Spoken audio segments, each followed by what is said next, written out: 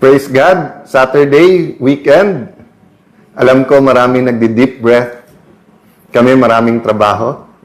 And I think bilang mga nagmamalasakit sa ating bansa, bilang mga Pilipino, you deserve to know not only what is happening, you deserve to know why, and you deserve to know the inside stories. So allow me a few minutes to try to directly explain to you, the people, what is happening in our country, what is happening in our Senate, and dahil inside story, what's happening in our minds and hearts. So magandang hapon sa akin Facebook friends, family, mga kasama natin sa media. Let me start first with this verse, no? I love this verse kasi it deals with two words that are very, very powerful. It deals with faith and hope. Sabi po sa Hebrews 11:1, faith is the assurance of things hoped for, the conviction of things not seen. Ulitin ko po, nasa Hebrews 11:1. Of course, if you have time to tell Sunday then tomorrow, I'm addressing myself to fellow Christians, basahin nyo yung buong chapter. No? But sabi, faith is the assurance of things hoped for, the conviction of things not seen. So I want to talk about two words, no? Faith. Nakarinig po ako ng napakalungkot na statement. Sabi, ang Pilipinas po nagiging mas mahirap mahalin. No? So, just like Charles de Gaulle, sabi ni Charles de Gaulle, actually hindi niya sinabi to, pero it's attributed to him because of his many statements. Sabi niya kasi, I love France, but he said something about the French people. Di ba? Parang madaling mahalin ang France, pero hindi madaling mahalin ang French people. Former President PRRD always said na friends niya ang mga Amerikano, but the American government is different. So, the way I take it, dun sa mga nagsasabing mahirap mahalin ang Pilipinas, I think hindi nagbabago, lalong lumalalim ang pag-ibig sa ating bansa, naguguluhan lang sa ating leaders at politicians. But again, there's a difference between magulo at ginugulo. At meron pong difference na maganda takbo, wag mong guluhin. And malaki po yung difference that sobra ang corruption, sobra ang poverty, sobra ang takipan, walang reform, walang change, mali yung values. You have to disrupt yan. Disrupt not in the sense na guluhin lahat, but guluhin mo yung momentum ng corruption, ng kasamaan, para nga magkaroon ng repentance, magkaroon ng restoration, magkaroon ng revival, or magkaroon ng pagbabago. So, it is my hope that a spark of hope appeared in May 11. Why? No problem yung takbo ng Senado pagka normal times. But alam po natin that there is a world crisis because of Iran, Israel, US war. We knew that in 2022, nung nagkaroon ng Russian-Ukrainian conflict, apektado din tayo. We know that our being in between the rivalry of China and US also has an effect on us. We also know that the flood control scam, the infrastructure DPWH scam, was so big, is so big, that no one imagined na may ghost projects. But until now, the facts have not all been laid out, no? And a clear reform, a clear change is not upon us. So we have to accept the reality that there are those in the Senate who are comfortable at ang utak lang ay yung impeachment, which is a good accountability mechanism. But it's not the be-all, end-all, because the flood control scam and other corruption, including agricultural smuggling, including I recognize the changes being done in the BRR and customs, diba? But the everyday corruptions that hurt people, diba? That's why yesterday, sabi ko, we have to look at the real numbers, no? We keep looking at 11, 13, 12, 11. Sabi ko nga, solid yung 13, hindi magpapa-11. So, kailangan natin makita yung real numbers, saka natin balikan bakit ang tingin namin yung 11 ay nango-11. So, what's the real numbers? 7%. May nagsasabing almost 8% sa pinakamahihirap. That means sa 100 pesos mo, 7 pesos napupunta lang sa inflation. So, yung dating mabibili mo for 100 pesos, yung pera mo 93 pesos na lang. For the millionaires and billionaires, it is a problem but not that big a problem. But for those who ang daily wage is less than 700 pesos. First of all, usually ang trabaho computed a little bit over 20 days. Pero 30 days mo na. Sabihin mo na minimum wage every day 21,000. Magkano pamasahe? Magkano renta? Magkano kuryente? Magkano pagkain? Pag kinumpute mo yun, sakop na yung 21,000. So, bawal magkasakit, bawal na magkaroon ng sapatos or gamit pang pasukan yung anak mo, bawal na magkaroon ng weekend man lang na makakain man lang ang pamilya together, bawal manood ng sine. So, these are the numbers that really strike at the heart of the everyday life ng Pilipino. Magkano na po ang bigas ngayon? So, sa Pilipino po, marami kang pwedeng tipirin, pero syempre, hahanap tayo ng kanin. And if you look at the numbers deeper, the poorest of the poor, di ba, noodles na nga lang yung hinahati-hati. Minsan, isang pamilya ng 5, hahati-hatiin yung noodles because nga, even the minimum wage is a luxury. So if you look at the numbers, isama mo na yung unemployed at underemployed, almost 9 million yon. Tapos 10 million Filipinos abroad. Ngayon, yung iba sa Middle East nagkakaproblema, kung hindi man sa remittances, sa trabaho nila, sa kita nila. So, good for some OFWs na mataas ang dollar. Pero sa marami na nag-i-import at sa atin mga consumer, napakataas po ng itataas ng presyo ng bilihin kung hindi po makakahabol ang peso sa value ng dollar. So, we'll have a separate talk about the numbers, but I want to emphasize sa ating pong first speech as Senate President, yung bigger picture. Sinabi ko nga po, di ba, na napaka-importante po yung spiritual, economic, socio-economic well-being ng isang bansa, financial well-being ng isang bansa. Hindi lang po politika. Nakatuon kasi po tayo sa politika, which is important. Good governance is important. Accountability is important.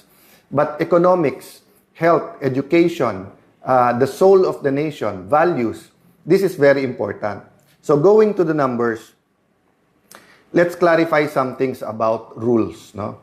Sa rules muna mismo ng Senate, nakalagay doon, simple majority can amend. Again, emphasize ko kasi binabaliktad ng ating kaibigan ni Senator Lacson. Sabi niya, okay lang pag-usapan yung rules, wag lang i-railroad. Wala pong railroading. Ang sinasabi po kasi niya, nasa committee yung rules. Ang plenary po, or yung plenaryo, ay mas powerful sa committees. Ang mga committees, parang bowl po yan. Pwede mo ilagay dyan, tapos ipro-process sa bowl, or pwede mong tanggalin, ilipat sa bowl, or dalin sa plenary. Ang rule po ng Senate, hindi po kailangan dumaan ng katulad po ng pinagdadaanan ng bills. Kasi ang bills po nasa Constitution may first, second, third reading. So we were not violating any rule, and in fact, May 11 pa nag-start yan. So nasa nagsasabing nagmamadali kami, May 11 pa yan eh.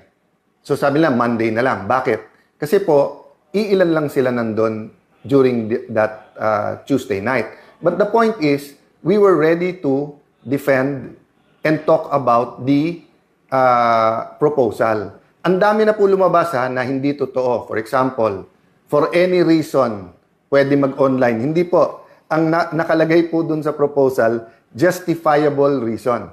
And the Senate President still has to consult the Majority Leader and Minority Leader case-per-case basis. So, hindi po to blanket na anytime for any reason, pwede ka na mag-online. O sabi pangalawa, pandemic lang kasi to bringing up. Hindi po. Panahon pa ni Senator Trillanes, kay Senator De Lima, bringing up na po to. Yung ibang nagkri-criticize po ngayon, tingnan nyo po yung mismong sinulat nila at reasons nila. They were arguing from the point of view of representation. So representation is very important now. Why? Because it's all about control. But before I talk about control, Senator Pia reminded me na binabasa niya, ang dami na lumabas about participation sa impeachment through online. Wala pong katotohanan na yung amendment ng rule na to ay nakaugnay sa amendment sa rule sa impeachment. Bakit po? Unang-una, inadapt na po namin yung rule sa impeachment. Pag binago namin yun, ipapublish pa, tatagal pa po yun. So, ngayon po, ang pinag-uusapan ay rule sa Senado. Wala pong katotohanan yung mga nagpo-post na nagsasabing ito po ay may kinalaman sa impeachment. Why is control important? Because the control, the chairman, schedules the hearing. So meaning, kung mababalik sa kanila, iske-schedule ba nila yung flood control hearing? Kung iske-schedule nila, kontrolado din po ng majority at ng chairman sino ang iimbitahin. Kontrolado din kung once a week, once a month. Dati po, wala naman yung partial report eh. Kaya nga, paulit-ulit ko sinasabi, ang kailangan impartial, not partial. And paano ka maglalabas ng partial na hindi mo pa nabubuo yung theory kung ano talaga nangyari? Tignan niyo po, sabi ng Office of the Ombudsman, may mastermind. Sabi ni Senator Lacson, walang mastermind. So paano ka maglalabas ng report na partial pa lang? And then, paano nangyari yon na panay oposisyon, na panay sa Senado? 1 trillion budget sa administrasyon, walang involved dito. Sa ibang mga panig ng gobyerno, walang involved pa dito. So, I'm not going to go into the details precisely because gusto natin independent at gusto natin yung committee ang magpatakbo.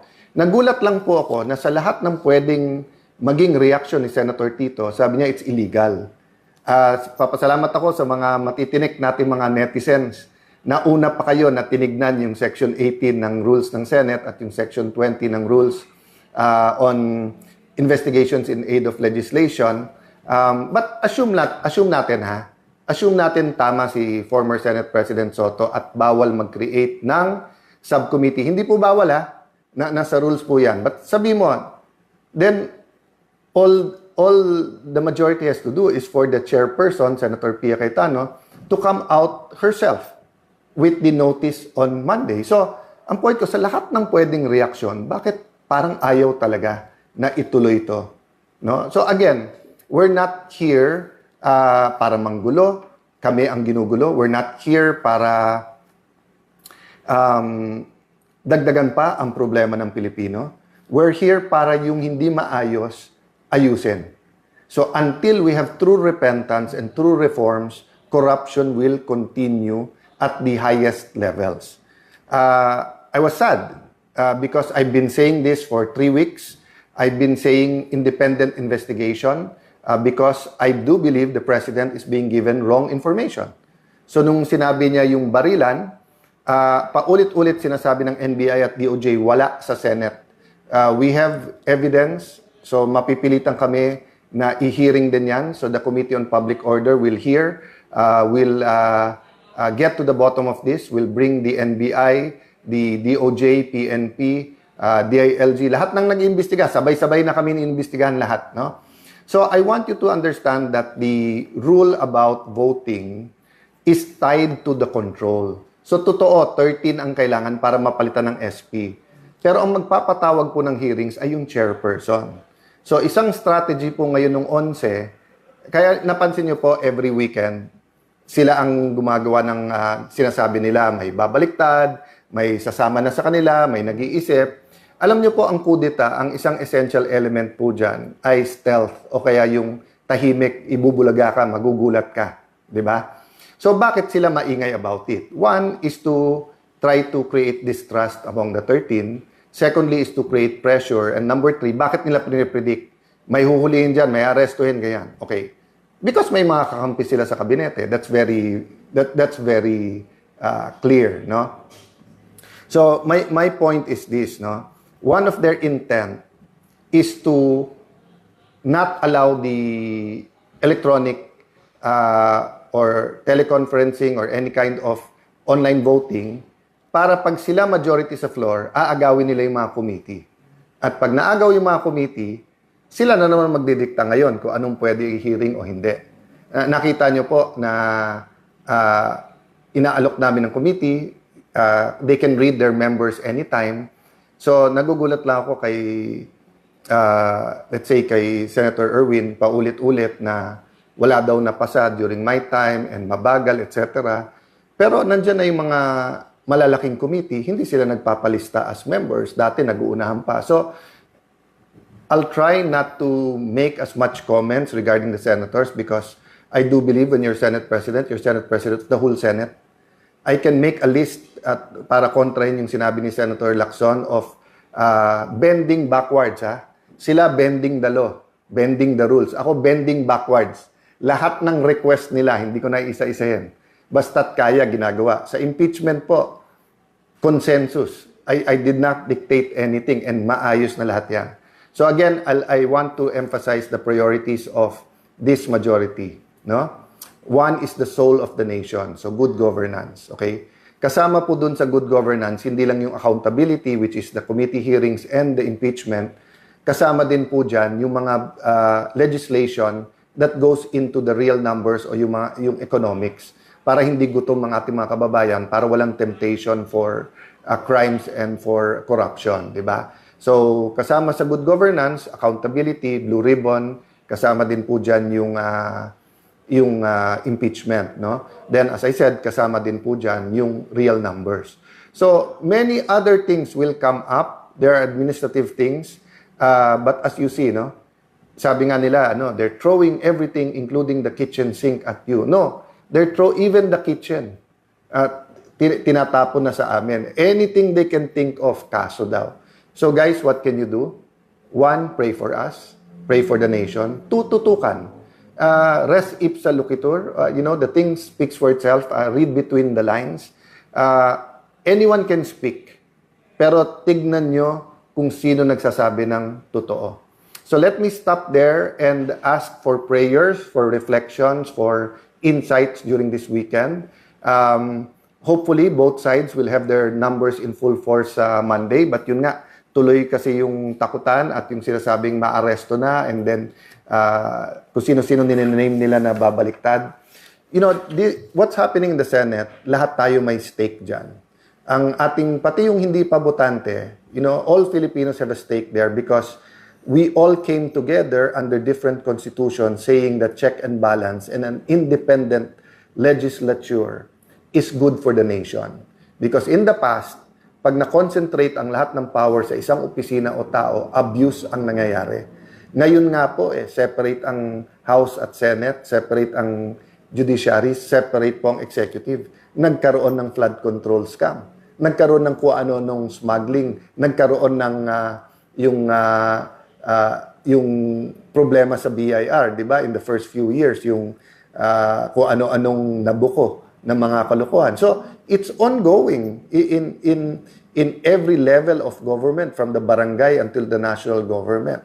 So, if power is going to be concentrated just in the executive, kawawa naman tayo.